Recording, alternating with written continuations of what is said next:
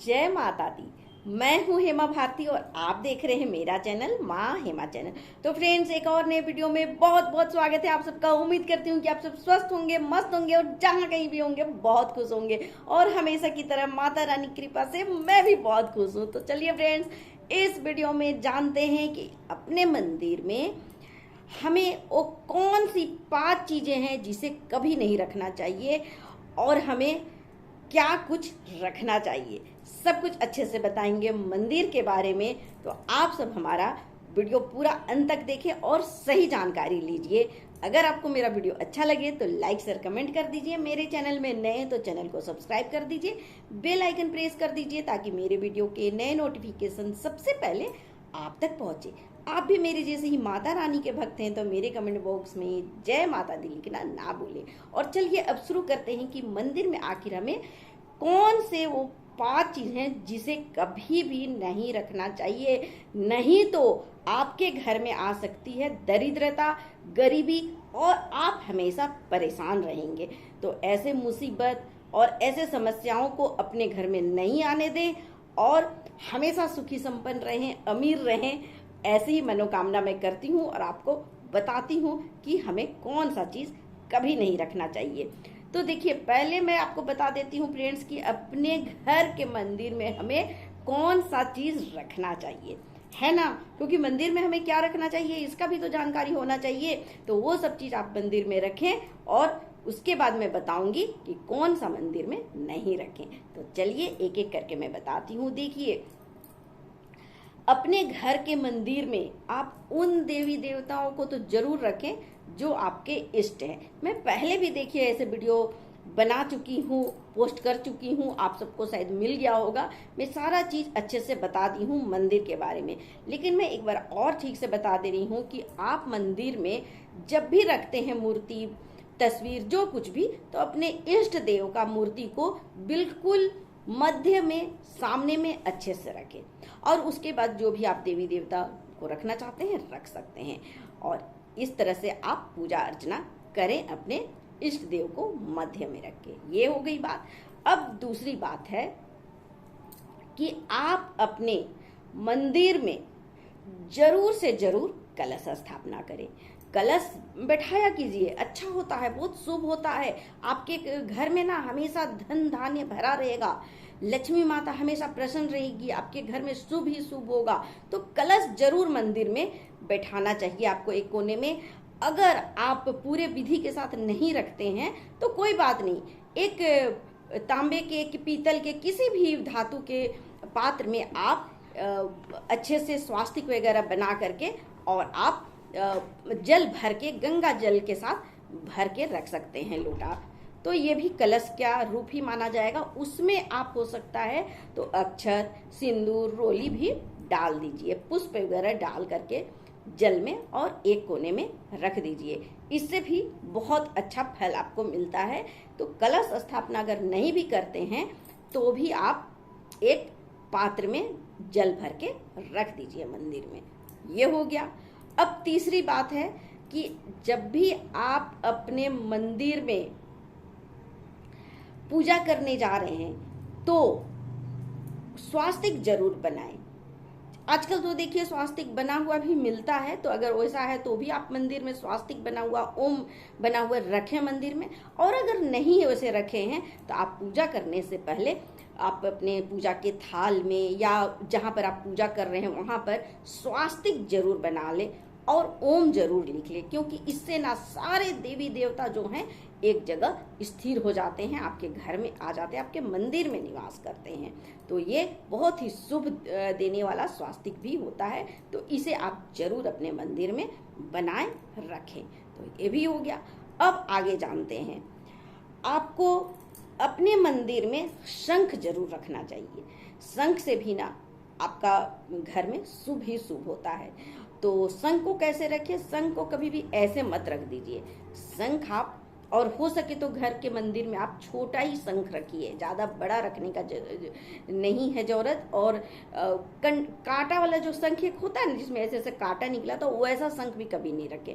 घर के मंदिर में हमेशा जो गोल वाला शंख होता है उस शंख को रखें और उसे हमेशा लाल कपड़े में, या तो पीला में, लाल पीला हमारे देखिए मंदिर और पूजा पाठ से हर चीज में लाल पीला को ही शुभ माना जाता है। तो लाल या पीला वस्त्र में लपेट करके शंख को अच्छे से रखें। तो उसे कहाँ रखें?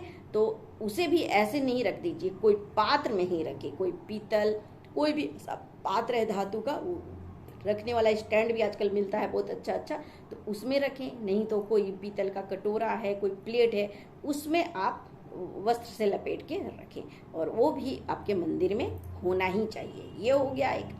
उसके बाद है कि आपको अपने मंदिर में गणेश जी का मूर्ति जो है या तस्वीर जो है वो कभी भी 1, 3, 5 ऐसे कभी नहीं रखें। 2 रखें वो बहुत शुभ होता है। तो एक तो जो माता लक्ष्मी और गणेश जी होते हैं वो रखिए, और एक आप ऐसे भी तस्वीर रख सकते हैं गणेश जी का, और उनका आप पूजा कर सकते हैं। तो ये हो गई बात, गणेश जी का मूर्ति आप 2 रखें, ये हो गया।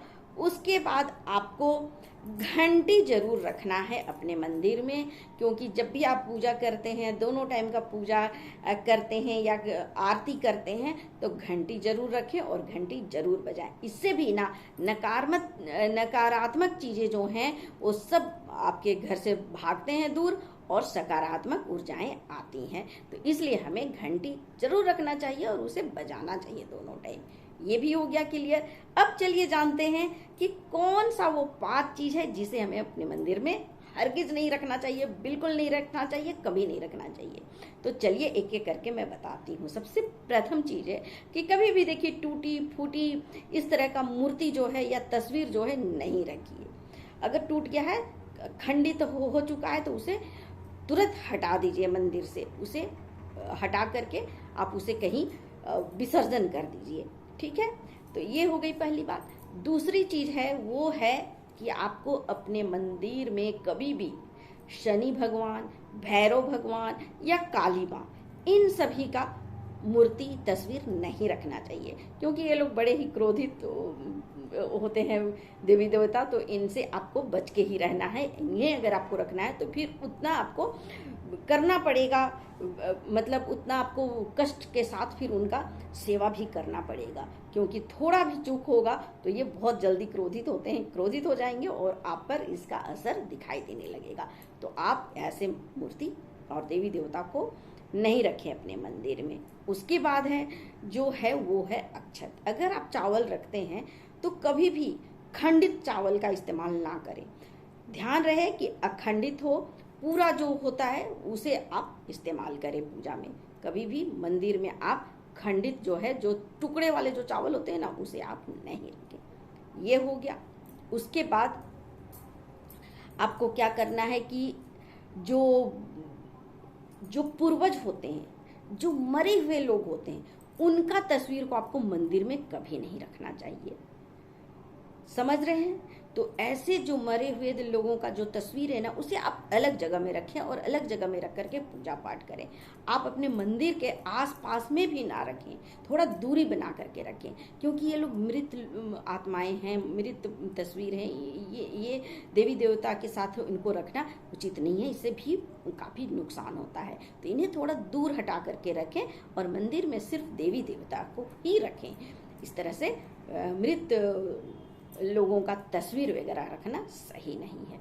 ये भी हो गया क्लियर। तो इस तरह से फ्रेंड्स, इन चीजों को आप मंदिर में कभी नहीं रखें। और दूसरी बात कि जब आप दीपक प्रज्वलित, हाँ मैं ये नहीं बताई कि दीपक आपको कैसे रखना चाहिए।